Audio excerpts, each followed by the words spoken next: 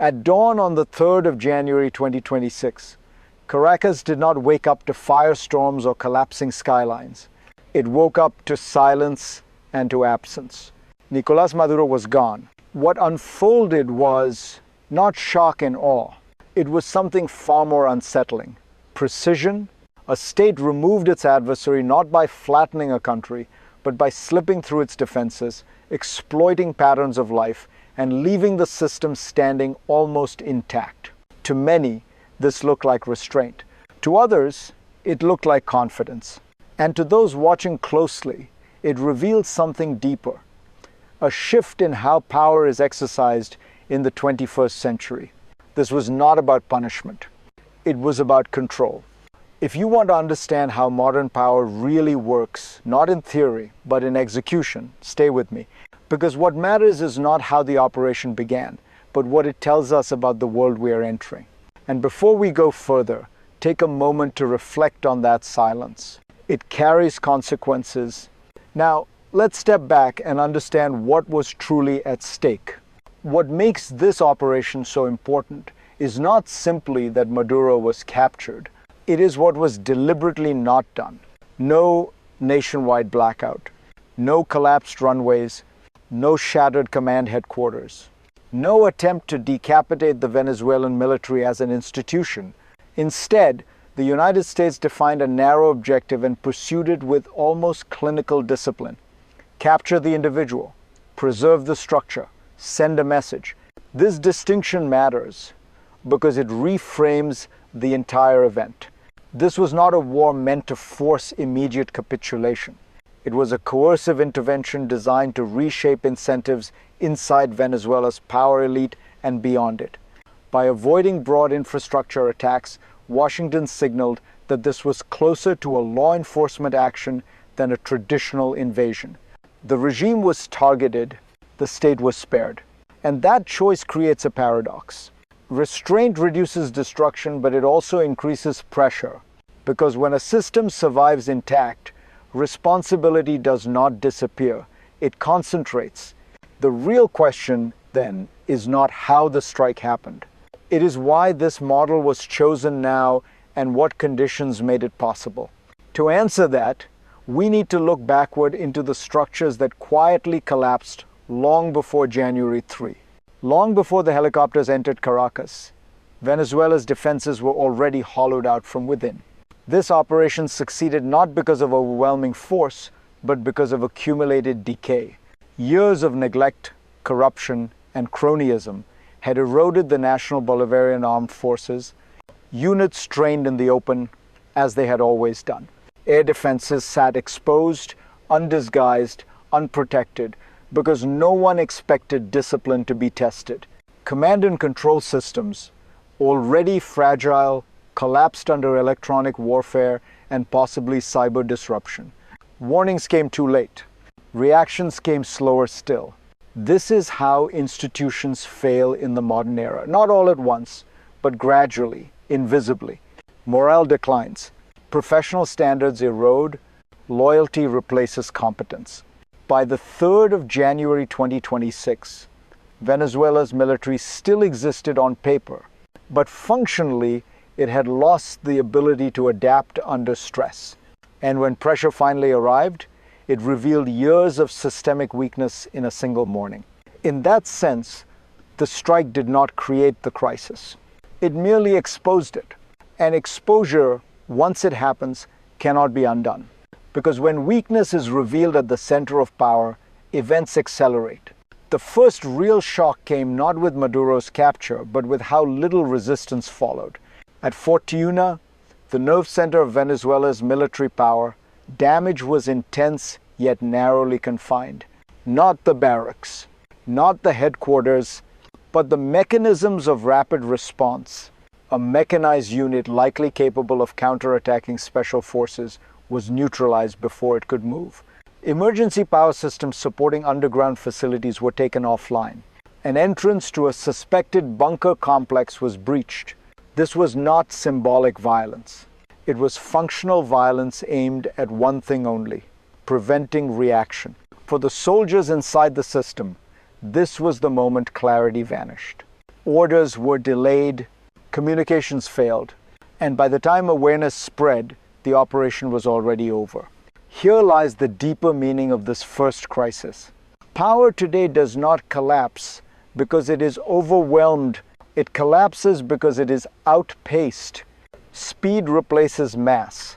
Intelligence replaces firepower. And the window to respond shrinks to minutes.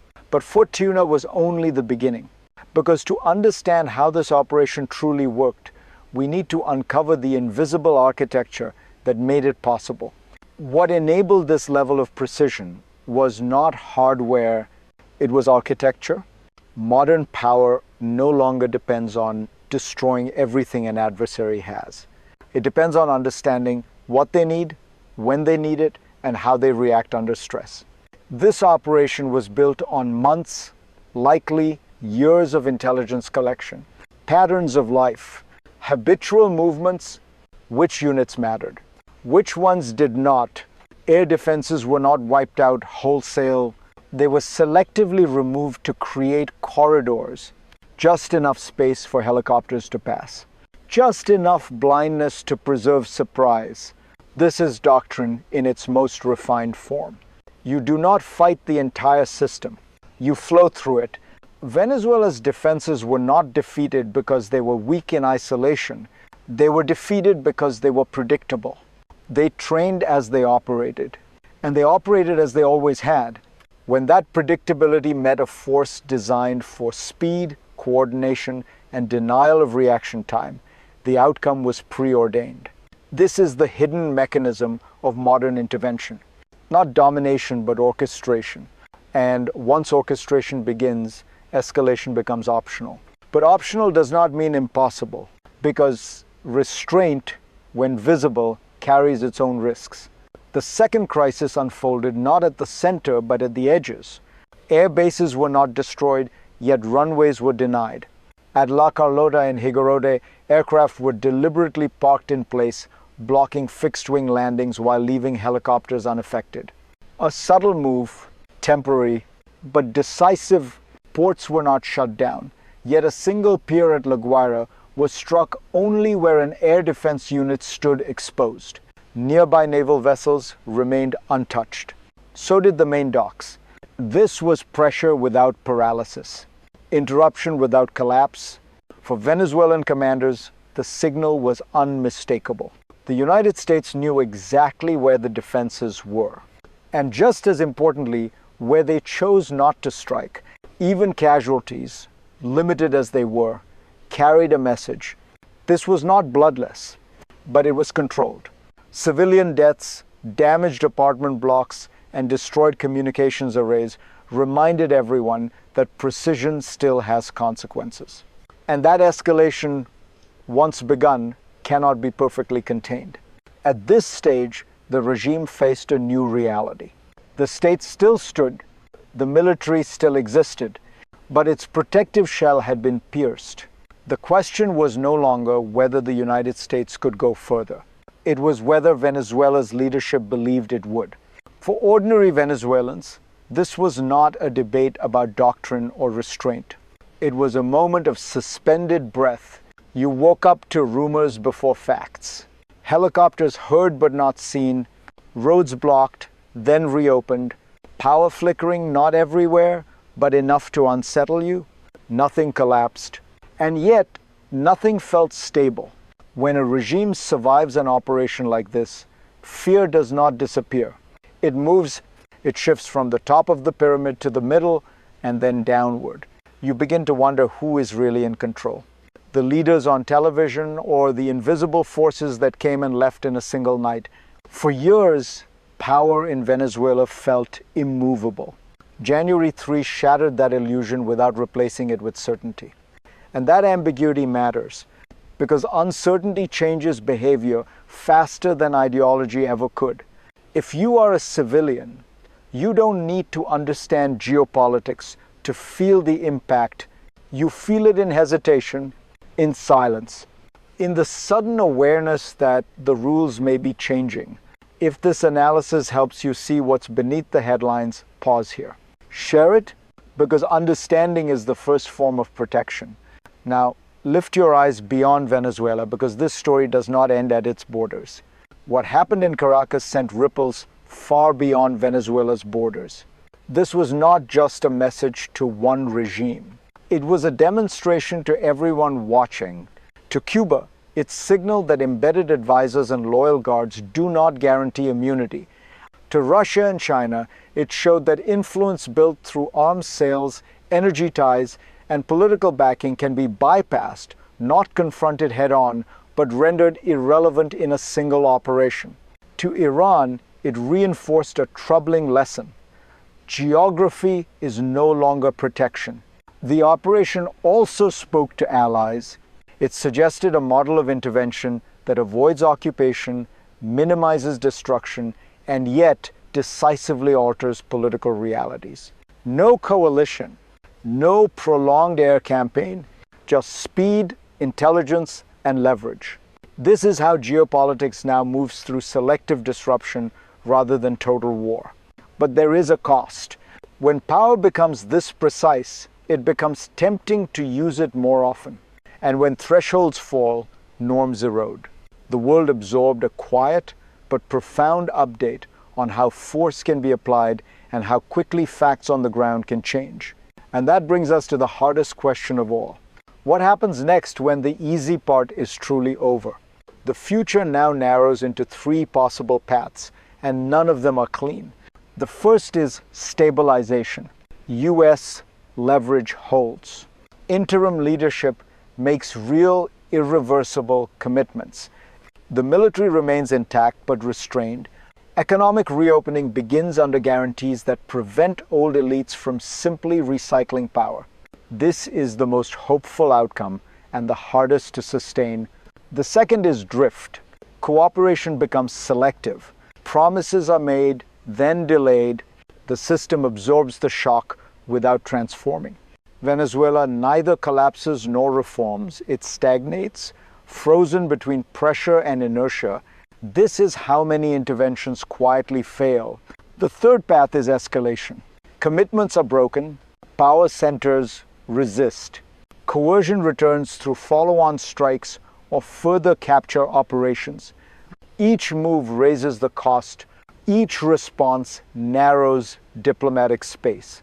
These are not moral choices. They are systemic ones. Because once precision force is used, it reshapes expectations.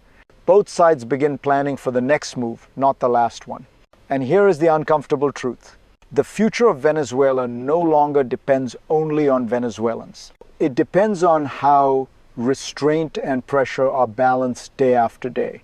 And that balance is fragile, which is why the final insight matters more than the operation itself. The capture of Maduro will be remembered as a tactical masterpiece. But history will judge it by something else entirely. Power today is no longer measured by how much destruction a state can unleash. It is measured by how selectively it can intervene and what it does after. Operation Absolute Resolve proved that a regime can be pierced without being shattered. That force can be applied without total war. That silence can be more destabilizing than spectacle. But precision creates responsibility. Because when you choose not to destroy a system, you inherit it. The United States now stands at the center of Venezuela's next chapter, not as an occupier, but as a guarantor. Of stability, of reform, of limits. If pressure is overused, legitimacy evaporates. If restraint is misread, leverage fades. This is the narrow ridge every modern power must walk. For you, watching this unfold, the lesson is broader.